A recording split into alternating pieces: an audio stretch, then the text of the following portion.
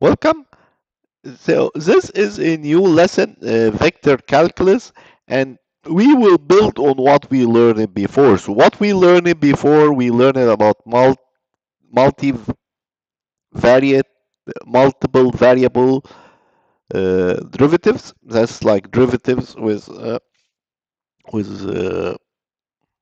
more than one variable. We did this, yeah. Now, this were mainly like we were mainly dealing with a scalar function. Now we will a scalar function something that has magnitude, but now we will deal with vector calculus, where we will be dealing with a vector function. So it's a function that has like a magnitude and direction, and we will be learning the building blocks of vector calculus, which are gradient, divergence, and curl. So in this lesson, by the end of this lesson, you should be able to know like the difference between these two and explore some of their engineer. Like before you see, like you will learn the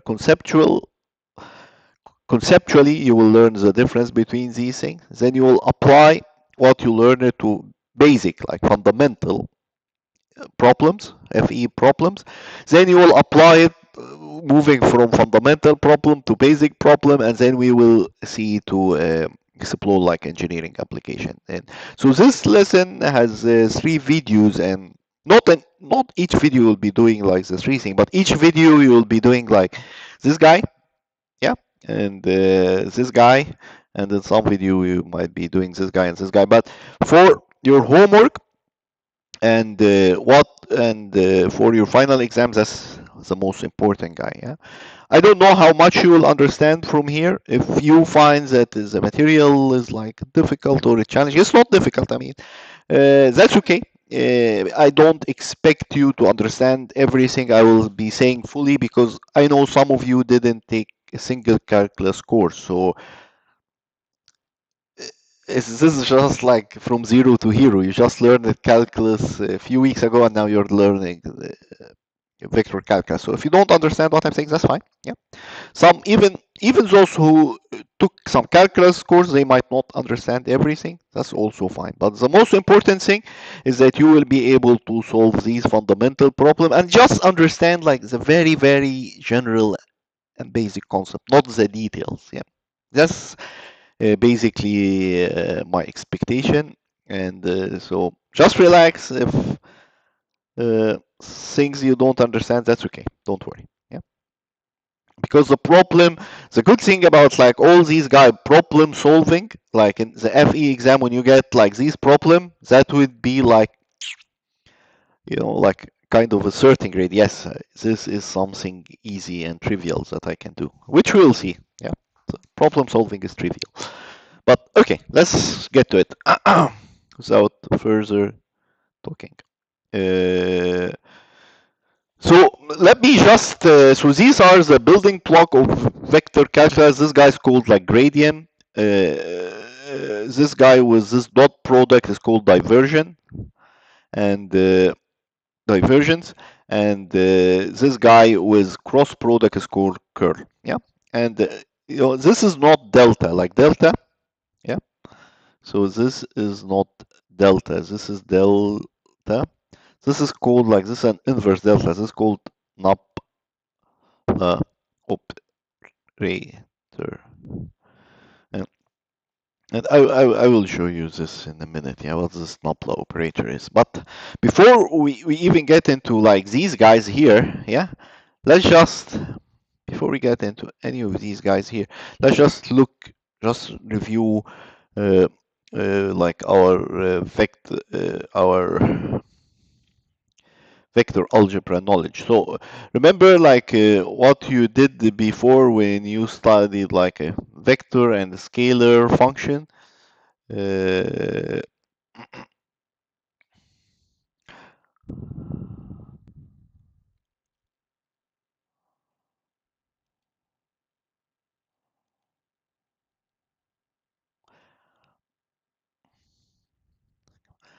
so you had something.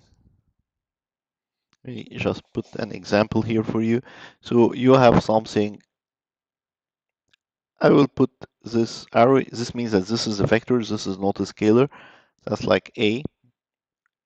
This is unit vector in the I direction plus B, J. That's like a unit vector in the J direction plus C, K. That's like a unit vector in the K direction. So what does this mean?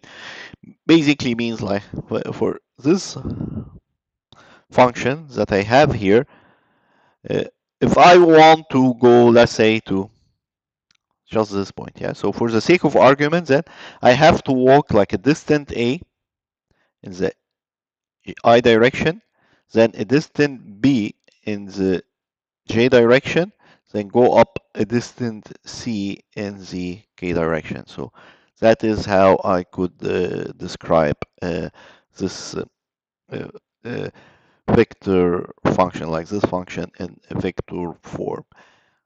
So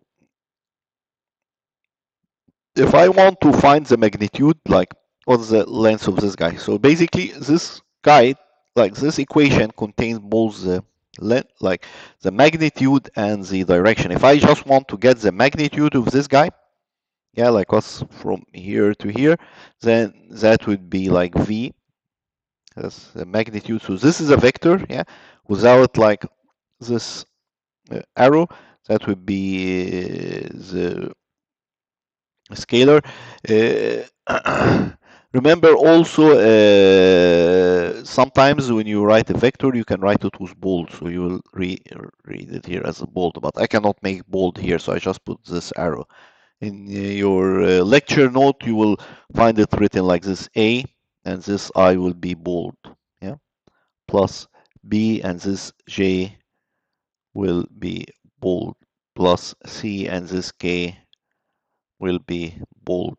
This also indicates vector, yeah? This is a vector, like this hat here on the unit vector, this also indicates that this is a vector, this is a vector, this is a vector. This is a scalar, this is a scalar, this is a scalar. This is a scalar, so scalar function for this guy would be A plus B squared plus C squared. And if you substitute it like value for A, B, and C, you will get like the V here, yeah? Okay, so basically that is this thing.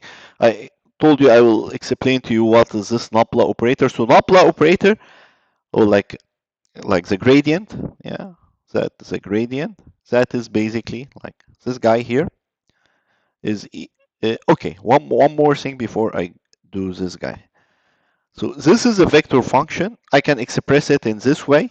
Yeah, I can express it in this way. This is the scalar function. I would like to find the magnitude, but I can also express this guy in this way. Okay, that's also vector A, B, C. So like this guy is equivalent to any of these guys. Yeah. So this is just notation, like how to write this. So because like you will see it written differently. So let me show you an example. So what is this? Like this is a gradient, and the gradient is like a vector function. So the gradient that is equal parture over parture x I. See, here's a similarity. So this guy would be similar to this guy plus parture over parture y j plus parture over parture z k.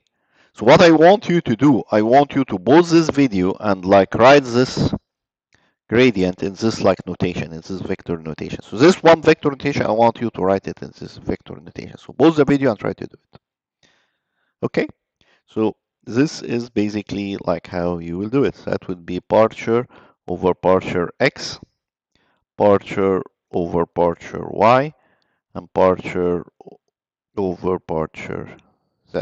Yeah, this is like a gradient. If I want to find like a gradient of a function, like let's say gradient of a function, so this function could be like gradient of concentration or gradient of head. You just basically, that would be like gradient, let's say, of head. So that would be parture h over parture x, parture h over parture x, parture h. Similarly here, what's the gradient of h? That would be parture h here, and h here. Parture h over x, and so on. So this is the gradient, yeah. So what we did here, like, is and this function is a scalar, yeah. So this function, like x, y, z, that's a scalar. So what I did here, like when I took a gradient of a function, this guy, without the function, yeah, this guy, this is a vector, yeah. So this guy is a vector, this guy is a scalar, and that will give you like vector and scalar that will give you a vector, yeah. So basically, so this guy will be like a vector, yeah. When like these two together will be a vector, okay. When you do this, that will be a vector. So this is gradient, yeah. So gradient is like a vector. So the gradient, that is a vector, yeah. And when you multiply by scalar function, you get a function that is vector. And I will show you this in a minute. Yeah, don't. As I told you, if you don't understand much of what I'm saying, that's fine. I will explain. You will see with more example. You will get it. Yeah. Diversion again. That would be like a gradient dot multiplied like by my function, which is a vector. So here this guy is a vector, and this y is a vector. And when you multiply this, guess what you will get? Uh, so the diversion of a function, you will get something here like a scalar function. So if I multiply this guy, I will get like f of 1, for example, x plus partial f of 2y plus f of 3z. So this is vector, this is vector, I get like a scalar. Finally, Carl, so that's again like the gradient, and this is multiplied by a vector function. Yeah, this is vector, yeah, and this is vector. And then when you do this, you will get here a vector function. So that's the difference, yeah. So scalar, the gradient, like let me do, so the gradient here, this is like a vector, you of a function, then you get like a scalar. Scalar. Here, this is vector cross product vector, you get like a vector. Here,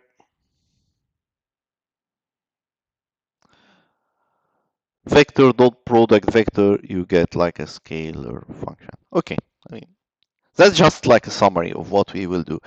So here, basically, this is just what I was showing you. Why is this, guys, important? Because this tells you the direction that the quantity is increasing or decreasing the fastest and its magnitude at this point. So that's uh, that is something that is like you have your energy, if you like, your flow, because flow from high to low energy. So that basically will tell you how your energy is it changing within your boundary and what would be like direction, for example, preferential flow passes, things like that, yeah, in your system or something like this. Diversion, that tells you about like source and sink of a quantity at a point. So basically, if you have example of a source, source, that would be like a positive diversion, that would be positive, sink would be negative diversion. Example of a source, like you have recharge. Example of a sink, you have pumping, for example, yeah. So that would be the diversion. Carl will tell you the rotation of the quantity at a point. So laminar, you don't have any rotation, you don't have any vertices, versus like turbulent flow, you have vertices and rotation, something like this. So, and remember when I showed you the, go back, check the first lesson, the conservation of mass, the fundamental theorem of calculus, and then you will see like it has like this guy and it has this guy. So you have like a volume integral, something, and surface integral. Like what's changing inside your volume is correspond to what's the changing fluxes that are entering and leaving these volume. And we will see this, yeah. But anyway, this is just like an introduction. I don't want to keep it long. Let's just this is just an introduction, an overview. Like if you don't understand much of what I said, that's don't worry. Once we do the details, it could be clearer. Yeah. And okay, so that was a long introduction, 15 minutes. Okay. Not a problem. I mean, so here, let's just like gradient of a scalar field can be interpreted as the direction and rate of the steepest ascent at a point. Yeah, so I have like a scalar field that could be like heads, that could be concentrations, that could be anything. So I have like this is like my scalar field or a function.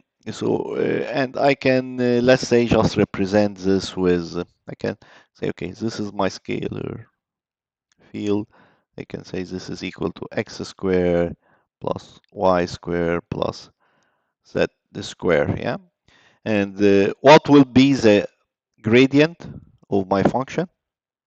So remember the gradient, I will first uh, uh, remind you what the gradient is. So the gradient, that's partial over partial x I, that's a vector, because this guy is a vector. I mean, I don't, even though I'm not putting this vector sign here because by definition, this guy is a vector. So, but if that would make it easier for you, I'll just put this vector sign here.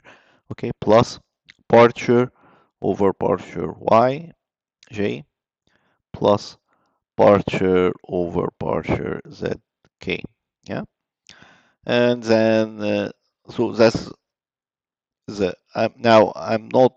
I'm interested for the gradient of this function. Yeah, so this function basically, see, this function is a scalar. This is not a vector, like this is not like this is just a scalar, but just by putting it with this vector here, see, it became a vector. Yeah, so this function now is becoming a vector. Yeah, so this is a vector. Okay. And now you see this is trivial because what is partial f with respect to partial x? That would be constant, that would be constant. So, I mean, let me do it. That would be like 2xi, for example. What is partial f with respect to partial y? This is constant, so that would be plus 2yj. Again, here plus 2zk. So, you see this, like how to solve these things is trivial. Maybe how to understand them might be uh, it will take some time, yeah, and we will like actually you will might even understand this better in like course like groundwater hydrology where you are understanding the physical system behind it. Then when you start seeing the mass and seeing both of them together, that will make more sense. But try to understand here as much as you can. So basically uh,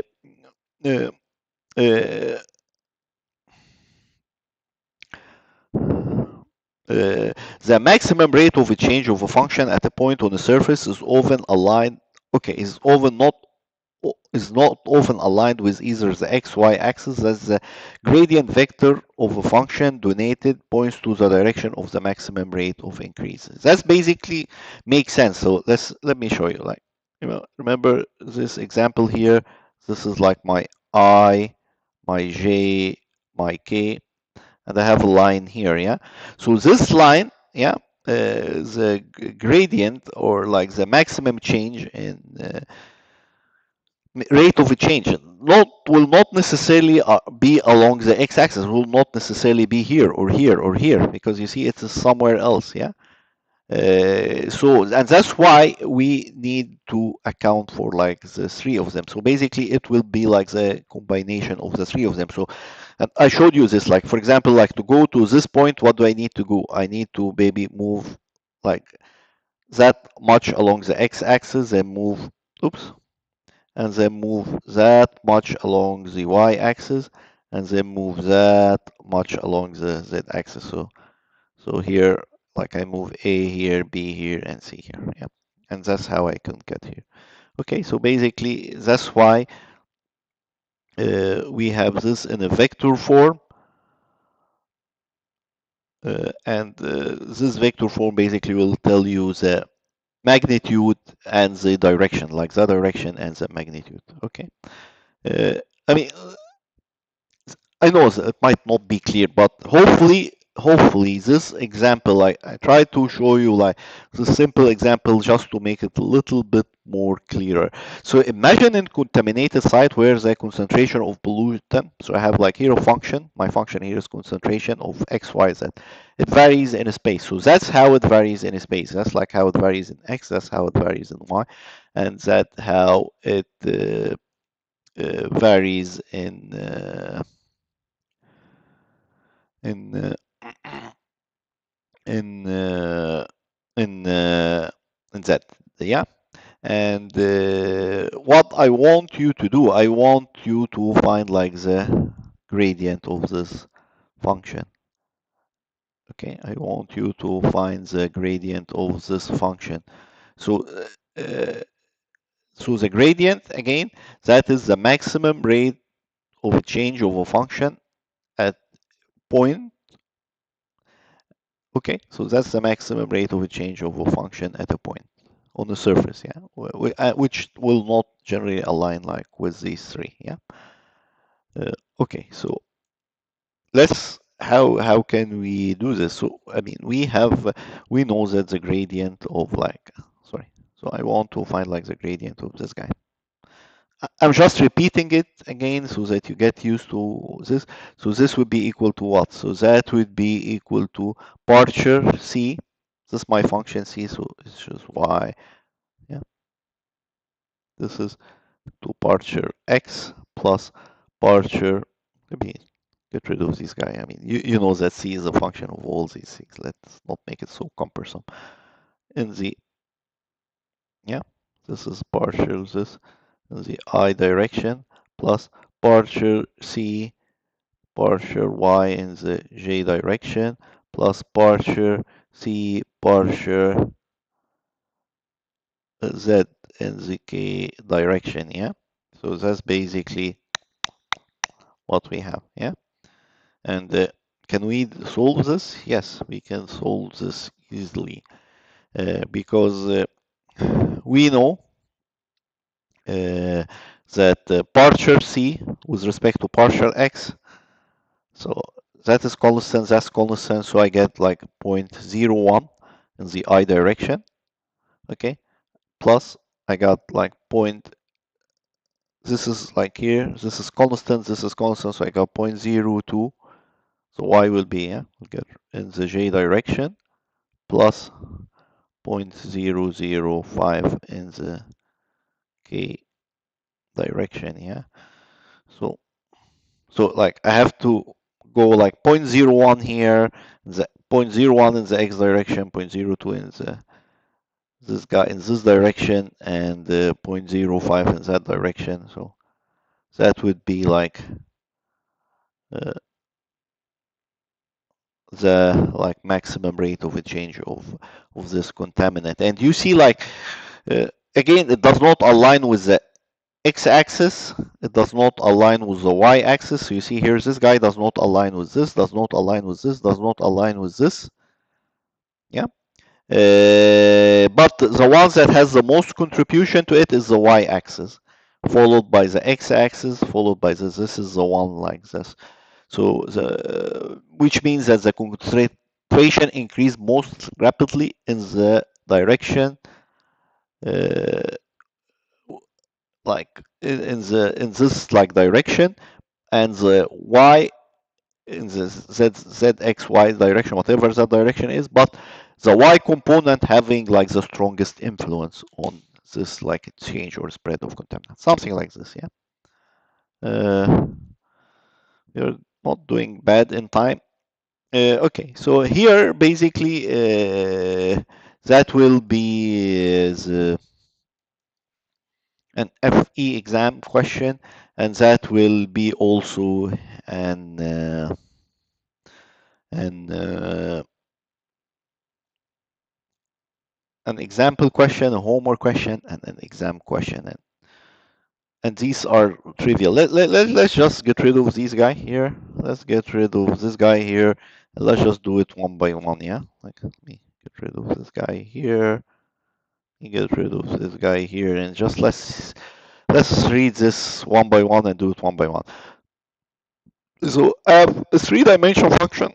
is defined by this. So this is a scalar function similar to what we did before in the previous week when we were doing multi-variable calculus. So there's nothing new here, but here's the new part. What is the gradient vector for this function, which is the path, which, okay, so what is the gradient of this vector function? And I'm telling you between bracket, I'm telling you what does gradient mean. So gradient is the path of the maximum increase of the function. So what is the path of the maximum increase of this function? Now, this is trivial, yeah, because the gradient of my function, yeah, I will not write x, y, z because you know this is a function of x, y, z. That would be, you know, partial function partial x I plus partial my function, yeah, partial y j.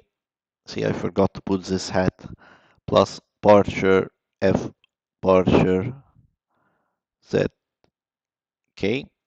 Okay, so can I do this? So what will this be? So what is partial f partial x? So that will be like 2x. This guy is constant plus 3. This guy is constant, nothing, nothing, yeah? So that would be like 2x plus 3 in the I direction plus, see, that's why I told you if you got one of these problem in FE exams, that should be okay, easy, I can do this, that's not a big deal.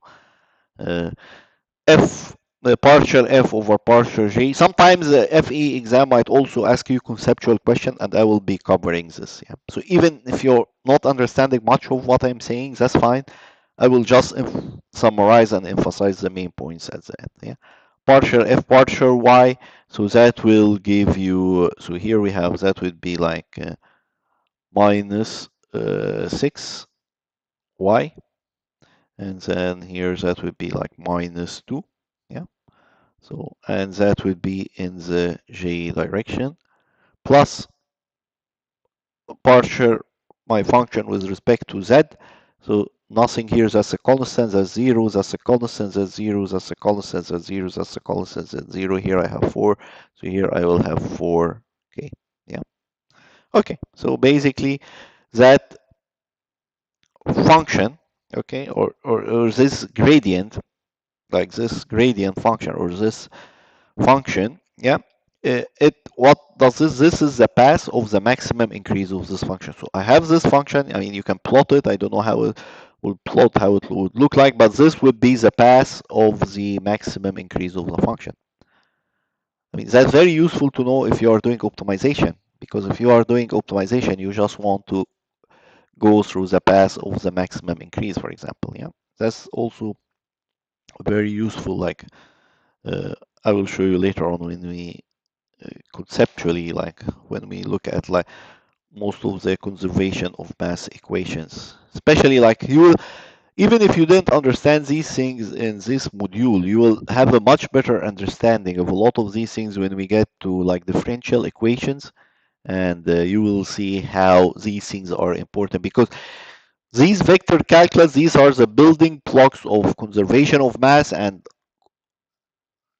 when you get to differential equation is just based on these concepts of like the conservation of mass. That is not differential equation. I mean like a lot of engineering application just based on these concepts. Yeah, differential equation you can use it not just for the conservation of mass but for so many other things, economics and whatever. Yeah. What is the direction of the line passing through the point with the maximum slope? Okay, so that is easy, yeah? Which, here I'm explaining it between, which is the direction of the steepest ascent, yeah? So at like this point, like if I'm like climbing a mountain, for example, and at this point, which direction should I take, yeah? To have like the steepest ascent for this mountain. So at this point, so that's trivial because now I just substitute here, yeah, because now this is the path of the maximum increase of my function. So the from this at this point the direction, like I'm standing at a point, I will show you like a figure later showing like I prepared the Python code and animated something like this for you later, yeah, we will look at it. Maybe when you see a figure later, it would be easier to visualize this. But anyway, it doesn't matter. In FE, you don't really need to understand or visualize anything. You just need to do this simple stuff. So, and same in your homework. So basically, that would be, so I will substitute here my x, so that is like 0 plus 3i plus I will substitute minus 1 here, so that would be 6 plus, sorry, not plus, careless mistake, yeah? This is my careless mistake. J, yeah, plus here, I mean, this is just for k, okay? So what will this be? That would be 3i plus, so you go like in the I direction, you move 3 step, in the Y direction, you move 4 step, and in the K direction, you move another 4 steps. Yeah, that would be the maximum slope, okay, or the steepest ascent. Now, I can already guess. I mean, I don't really remember this. I prepared this long ago, but I can guess what would be the next question. The next question is would be what is the magnitude, yeah, of this steepest ascent. So, how do we get the magnitude? So basically, that would be like the magnitude. That would be the so at this point, whatever, yeah, 1, 2. So that would be like the magnitude. So this would be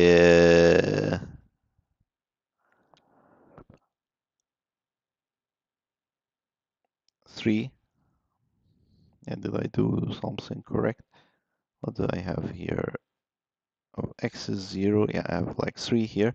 So I have like 3 square plus 4 square plus 4 square. So that is like 24. Yeah, let me just do this. So that's like 632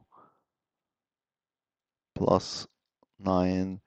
Okay, so that's 42 here. So basically, I got like square root of 42. Let's see here. Okay, did I do this correct? Yeah.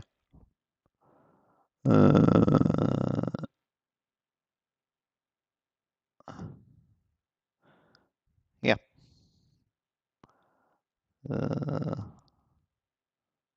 Yeah, I did this correct. Yeah. So we got something that looks like this. Okay.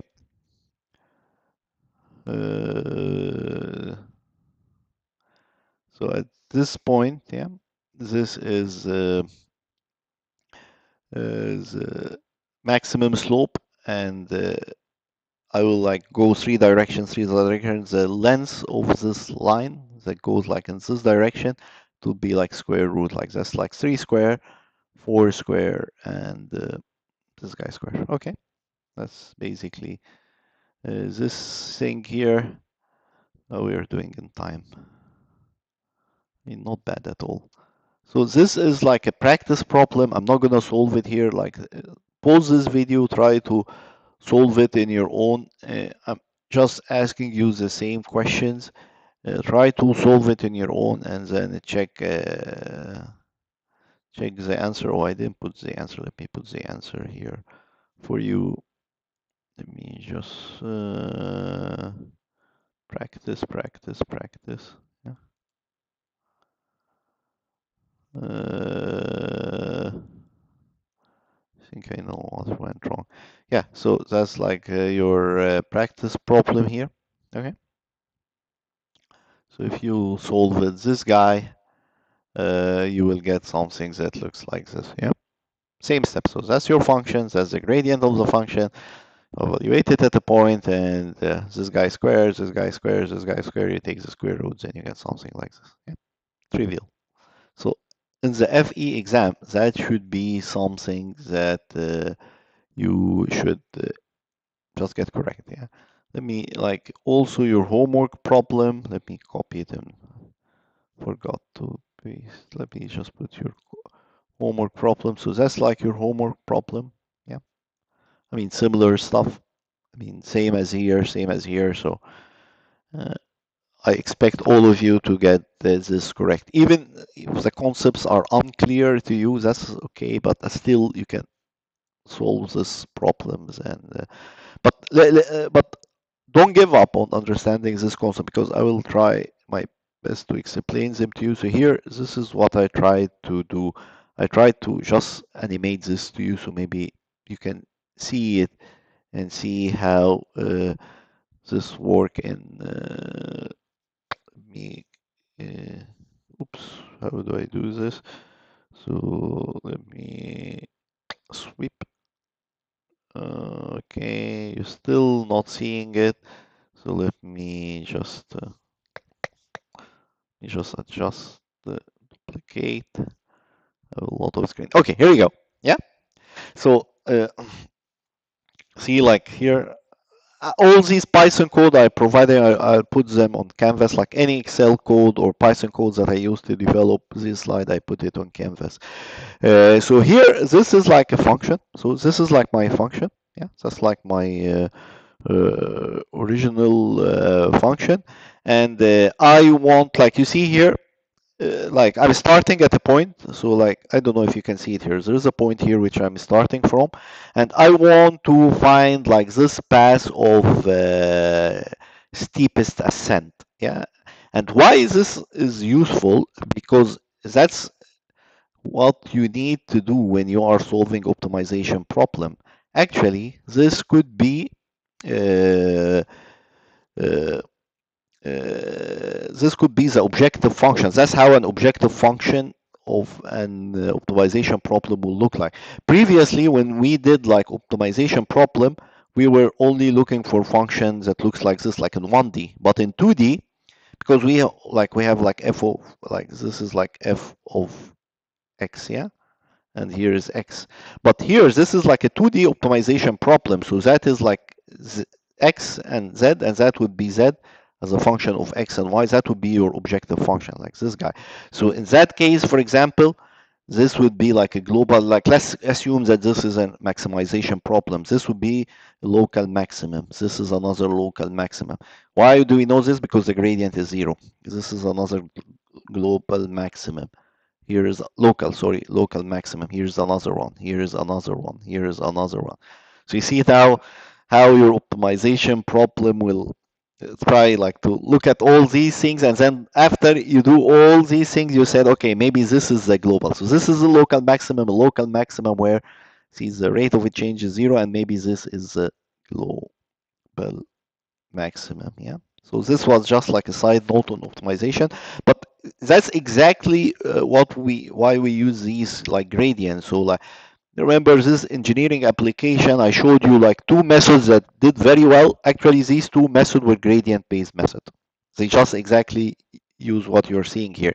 And basically what you see here, you just like I want to reach to this guy because I know like when I reach to the top, that is like my optimum, yeah, like local optimum solution. So how could I reach to the top? There are several ways that could lead me to the top, but the one with the steepest ascent, like the maximum gradient, this is the path that I want to take because this is the path where I will go faster. Like for example, like you see here, like this guy, like if I want to reach here, I could just start, and I'm starting from maybe here, yeah. That could be like the path to the steepest ascent versus like this path versus like this path. So I just want to find the path that will just take me, and that would be the gradient. Yeah, that would be the steepest gradient. So basically, like how could I find this path? Like how, like you see, this guy is very directed. He's just taking his way all to the top. How did this guy do this? Well, this guy do this because he's calculating gradients. That's how he know. Like if I started from here, I'm not gonna go like this. I'm not gonna go like this. I'm not gonna go like this. This is the path of the steepest ascent. This is where I have the maximum gradient. So I hope this helped you to visualize like these things a little bit. I mean, if you don't, that's fine. Don't worry. But this is exactly what this guy is doing. So I'm just calculating the gradient of this function. So the gradient of this function, like so, partial f with respect to x, that will give you something like this. Partial f with respect to y, that will give you something like this.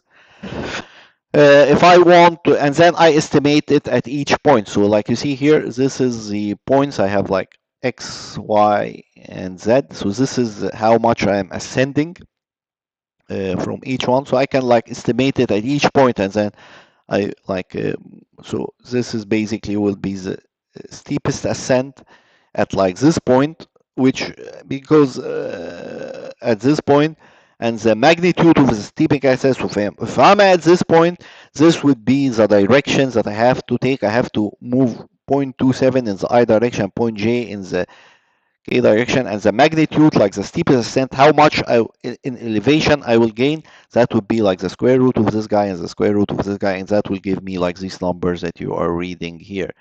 That is how much elevation I am gaining, yeah? So, see, this is how much elevation. So this is my x, yeah?